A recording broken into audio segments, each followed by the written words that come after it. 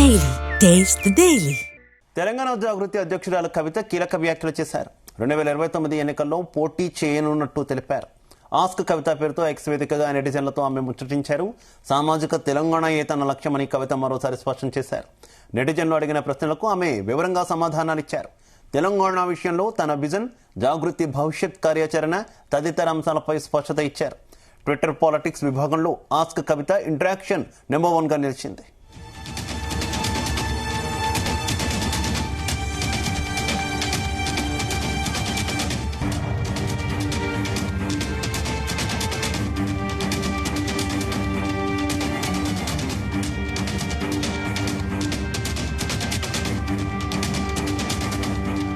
తెలంగాణ జాగృతి అధ్యక్షురాలు కవిత కీలక కామెంట్స్ చేశారు. 2029 ఎన్నికల్లో పోటీ చేయనున్నట్టు తెలిపారు. ఆస్క్ కవిత పేరుతో ఎక్స్ వేదికగా నెటిజన్లతో ఆమె ముచ్చటించారు. సామాజిక తెలంగాణయే తన లక్ష్యమని కవిత మరోసారి స్పష్టం చేశారు. నెటిజన్లు అడిగిన ప్రశ్నలకు ఆమె వివరంగా సమాధానాలిచ్చారు. తెలంగాణ విషయంలో తన విజన్, జాగృతి భవిష్యత్ కార్యాచరణ తదితర అంశాలపై స్పష్టత ఇచ్చారు. ట్విట్టర్ పాలిటిక్స్ విభాగంలో ఆస్క్ కవిత ఇంటరాక్షన్ నెంబర్ 1గా నిలిచింది.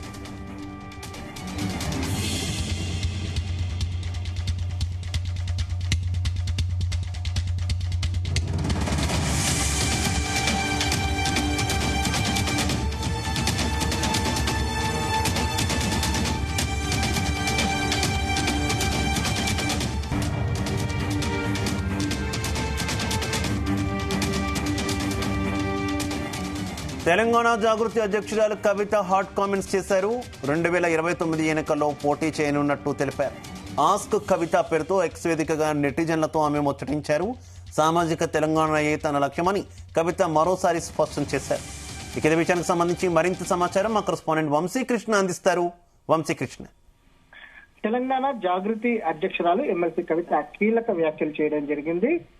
గత కొద్ది రోజుల నుంచి కూడా మీరు సొంత పార్టీ ఏమైనా పెడతారా, లేకపోతే ఏ పార్టీలోనైనా జాయిన్ అవుతారా, మీరు ఎన్నికల్లో పోటీ చేస్తారా అనే అంశానికి సంబంధించి గత కొద్ది రోజుల నుంచి కూడా మీడియా పర్సన్స్ కావచ్చు, దాంతో పాటుగా అనేక మంది కార్యకర్తలు, నాయకులు అడిగినా కూడా ఎక్కడ కూడా తెలంగాణ జాగృతి అధ్యక్షురాలు కవిత స్పందించినటువంటి దాఖలాలు అయితే లేవు. కానీ ఆస్క్ కవిత పేరుతోటి ఎక్స్ వేదికగా నెటిజన్లతో ఆమె ఏదైతే మాట్లాడడం జరిగింది, ఈ సందర్భంగా 2029 ఎన్నికల్లో తాను పోటీ చేయనున్నట్లు కూడా తెలపడం జరిగింది.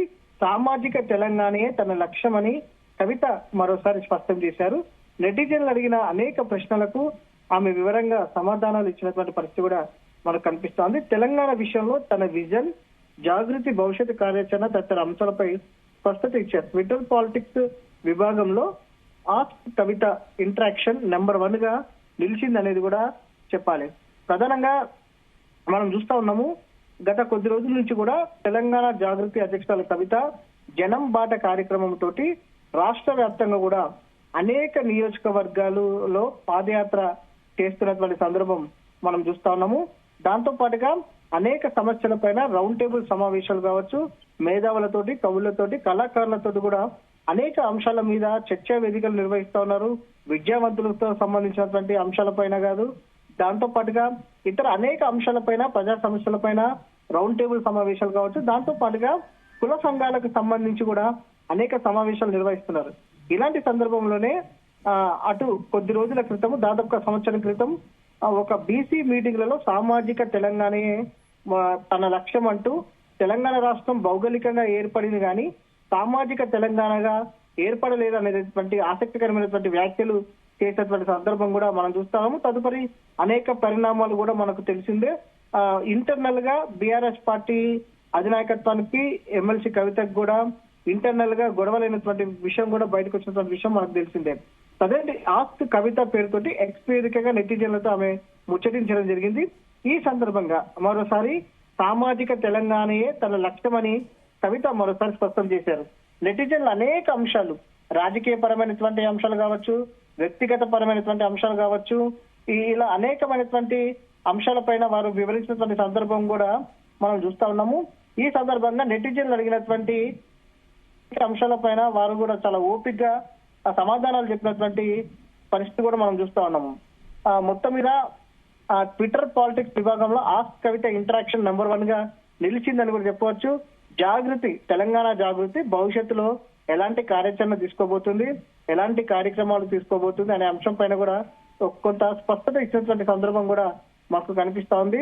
మొత్తం మీద కవిత ఏదైతే ఆస్క్ కవిత అనే పేరు మీద మొత్తం మీద ఒక ట్రెండింగ్ గా మారిందని కూడా మనం చెప్పవచ్చు. అయితే వంశీకృష్ణ మొత్తానికి ఒక స్పష్టత అయితే ఇచ్చారనుకోవచ్చా వచ్చే ఎన్నికల్లో పోటీకి సంబంధించి?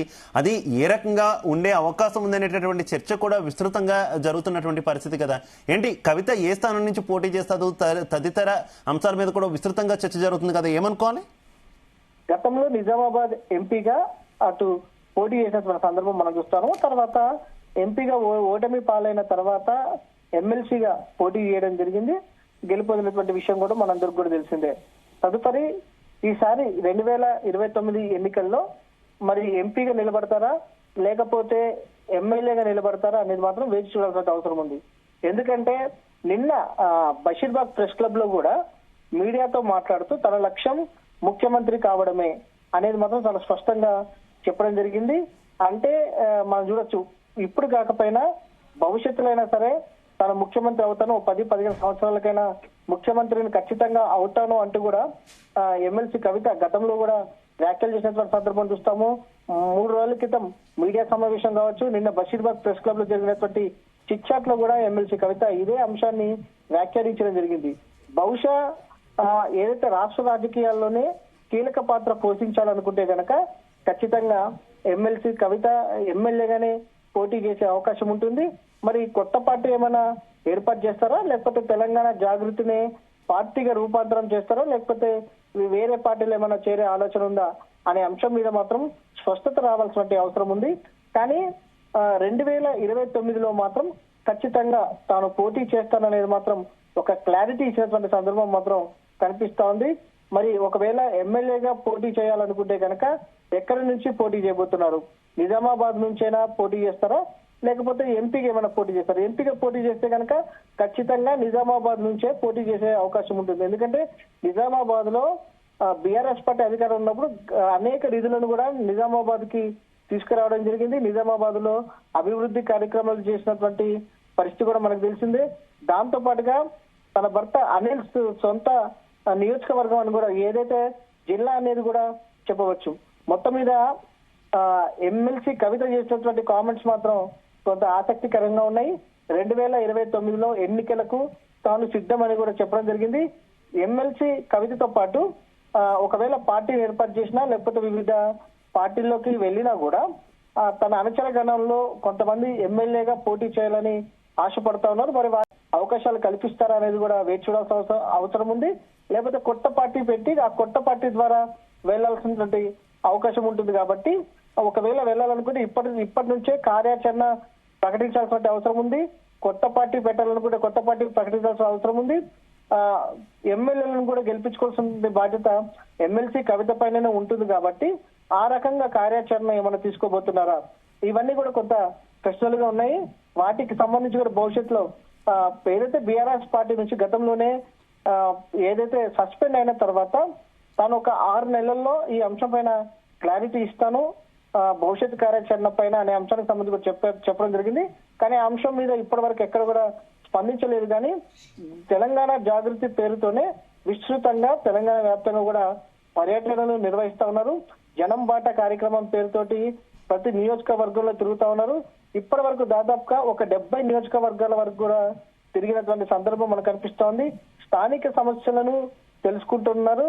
దాంతో పాటుగా ఎట్ ఏ టైం ఎమ్మెల్యేల పైన కూడా తీవ్రమైనటువంటి ఆరోపణలు కూడా చేస్తా ఉన్నారు. తమకు ప్రజల నుంచి విజ్ఞప్తులు అందుతున్నాయి, వారిపైన ఆరోపణలు అందుతున్నాయి అనే అంశానికి సంబంధించి కూడా బీఆర్ఎస్ పార్టీ ఎమ్మెల్యేల పైన, మాజీ మంత్రుల పైన, మాజీ ఎమ్మెల్యేల పైన తీవ్రమైనటువంటి ఆరోపణలు చేసినటువంటి సందర్భం కూడా మనకు కనిపిస్తోంది.